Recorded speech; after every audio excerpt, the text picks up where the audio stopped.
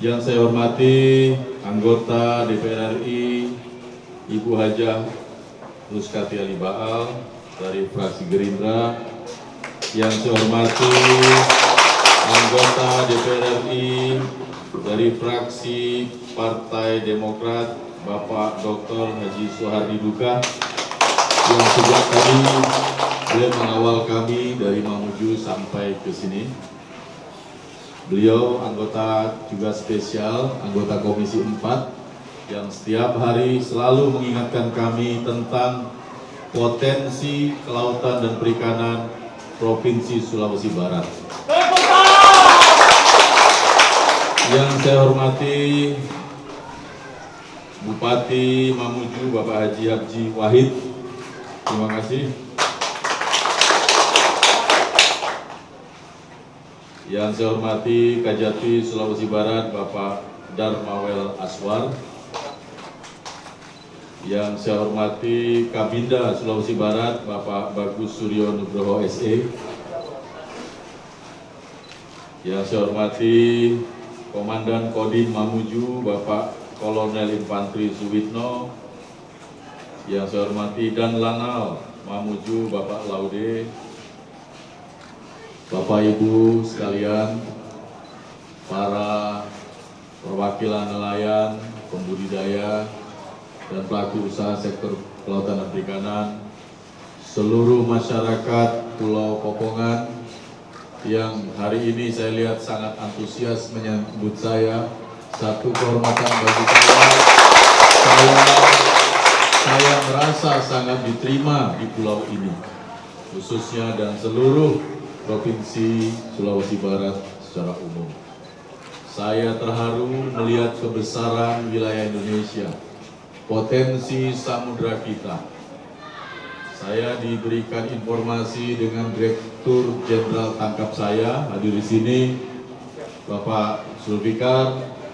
Saya juga membawa rombongan para dirjen, setidaknya ada 4 dirjen saya bawa.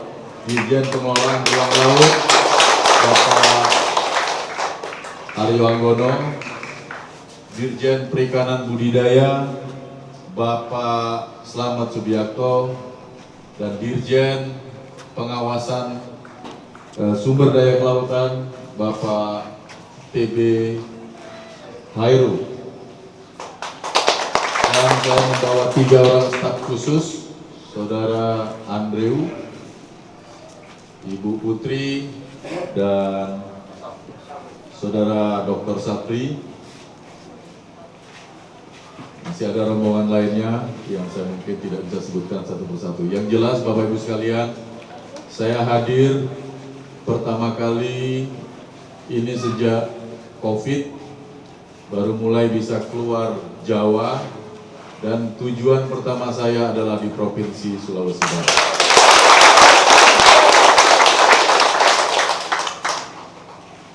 Ini satu kehormatan bagi saya bisa mengunjungi Provinsi Sulawesi Barat bersamaan dengan hari ini 8 Juni adalah Hari Kelautan Sedunia yang ke-12. Hari ini kita merayakan World Ocean Day, Hari Laut Sedunia yang ke-12 di Sulawesi Barat. Kenapa kita harus memperingati Hari Laut? Indonesia adalah salah satu negara dari tidak banyak negara yang lautnya ada di tengah halamannya. Kalau kita lihat India, tidak ada di tengah negaranya itu lautan. Kalau kita lihat beberapa negara di Eropa, banyak negara Eropa yang tidak punya laut. bahkan pantainya pun dia tidak punya. Negara-negara yang seperti Indonesia tidak banyak. Mungkin kalau di Asia Tenggara, Filipina, kalau di Eropa yang paling luas adalah Inggris, dan Indonesia adalah negara kelautan yang terbesar yang di tengah halaman negaranya ada di laut. Laut menjadi penting karena disinilah tempat kehidupan kelautan yang akan menjadi makan kita, makan anak-anak kita. Kenapa laut perlu kita jaga? Karena secara tidak langsung apa yang terjadi di Pulau Popongan, apa yang terjadi di Sulawesi Barat akan berdampak langsung maupun tidak langsung di Pulau Jawa, berdampak langsung atau tidak langsung ke Kalimantan, bahkan ke seluruh dunia. Karena laut tidak ada batas yang bisa menghambat apapun yang mengalir dari laut, saudara-saudara sekalian, termasuk sampah laut. Jadi kalau kita hari ini membuang sampah laut, puntung rokok saja, bisa dipastikan langsung atau tidak langsung puntung rokok itu akan bisa sampai ke Inggris, saudara-saudara sekalian.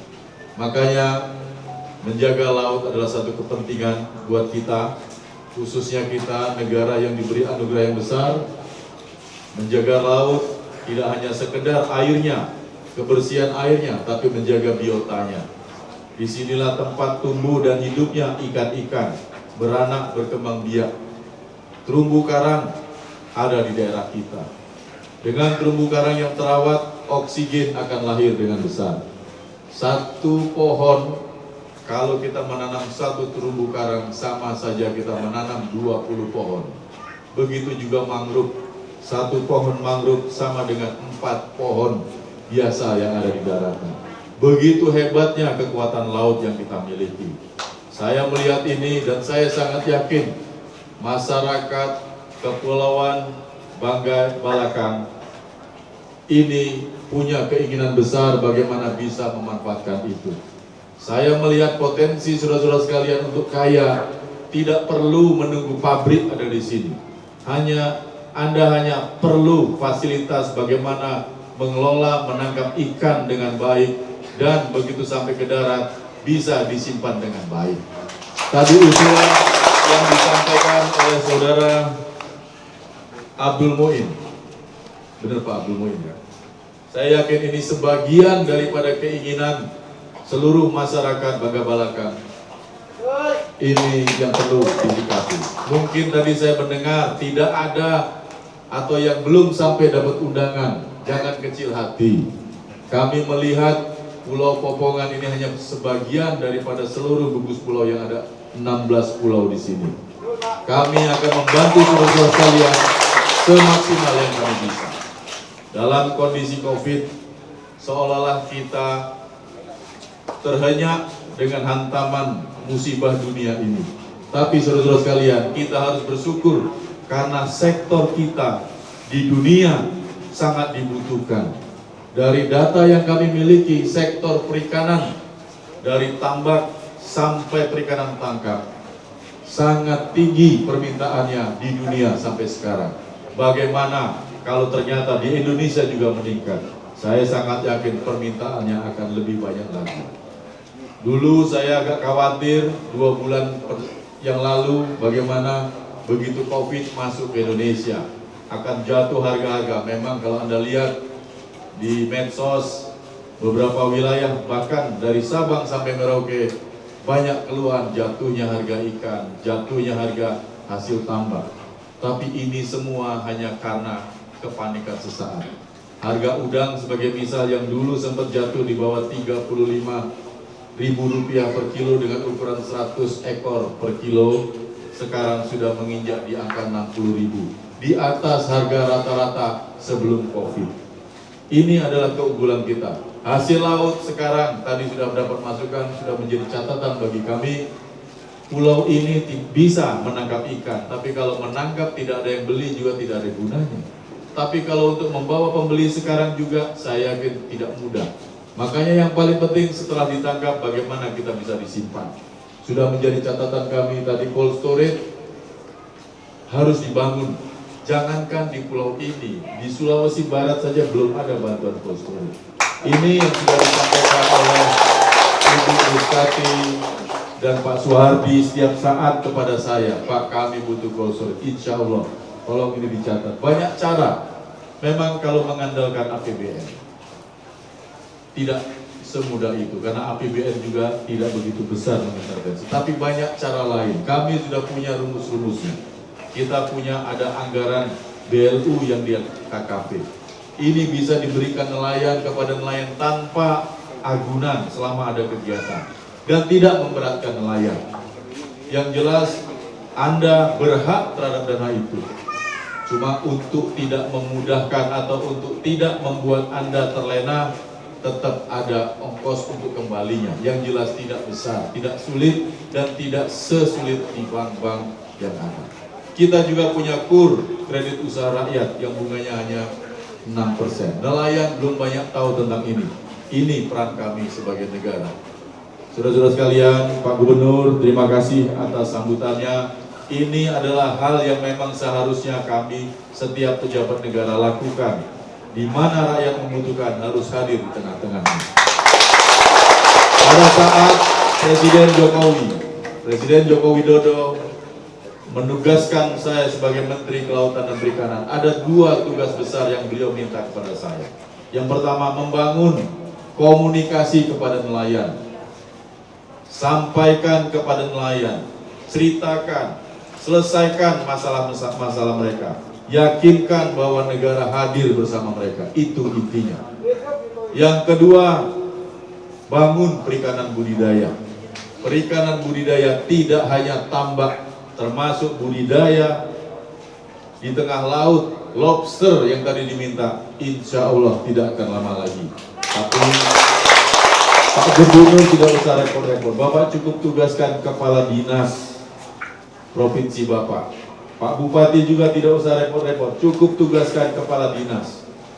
Langkah pertama yang kami lakukan pada saat dilantik jadi menteri, saya langsung kumpulkan semua kepala dinas seluruh Indonesia dan dihadiri oleh kepala dinas Sulawesi Barat di Jakarta. Komitmen kami adalah tidak ada pembangunan yang muncul hanya dari atas, tapi atau keinginan dari atas. Keinginannya yang paling hakiki dari bawah. Bagaimana rakyat di lapangan yang memahami. Ini yang kami lakukan. Tentang budidaya, kami buka seluas-luasnya. Jangan ragu, negara akan hadir di setiap saat di mana saudara-saudara masyarakat Sulawesi Barat membutuhkan. Ini kalau kita lihat sesaat hanya sebagai seolah-olah sebagai cerita. Tidak. Ini akan terbukti dan terwujud. Saya minta peran serta dari seluruh pemangku kepentingan di Sulawesi Barat untuk selalu mengingatkan kami. Tidak sulit Pak Gubernur berkomunikasi dengan kami. Cukup lewat SMS, WA, telepon. Kalaupun mau hadir ke kantor kami di Jalan Merdeka Timur, Jakarta, tidak sulit. Jadi ini mudah-mudahan kunjungan kami ini mempunyai peran dan arti yang benar, tidak hanya sebagai pencitraan kami, tapi kami hadir untuk menyelesaikan permasalahan di Sulawesi Barat.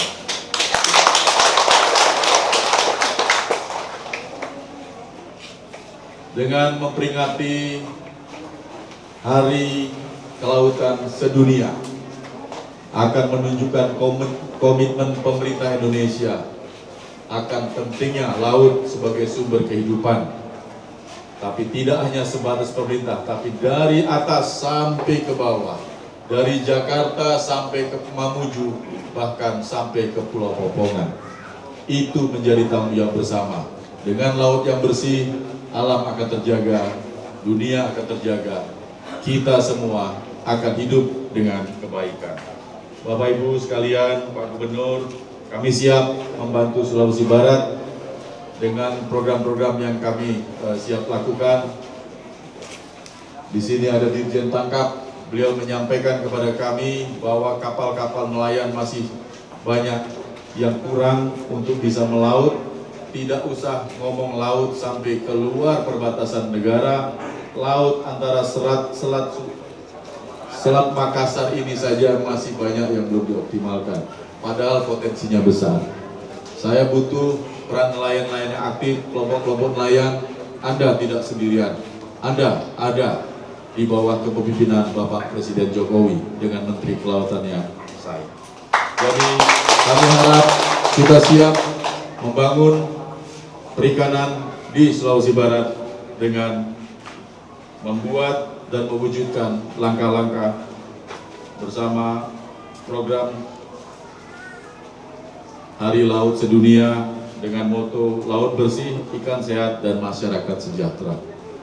Saudara-saudara sekalian, demikian dari saya, Pak Gubernur. Terima kasih sekali lagi atas sambutannya. Saya akan coba berikan pantun biar masyarakat Sulawesi Barat tetap ingat kepada saya. Dan ingat bahwa pemerintah pusat selalu hadir untuk Bapak Ibu semua. Sulawesi Barat kaya hasil laut.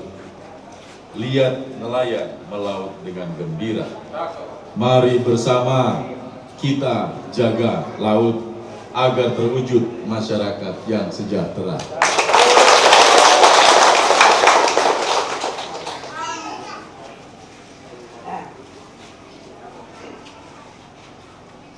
Ikan sunu, kebanggaan kita, dimakan bersama Gubernur Ali. Ayo jaga lingkungan kita demi masa depan anak cucu kita nanti. Terima kasih. Billahi taufiq wal hidayah. Assalamualaikum warahmatullahi wabarakatuh.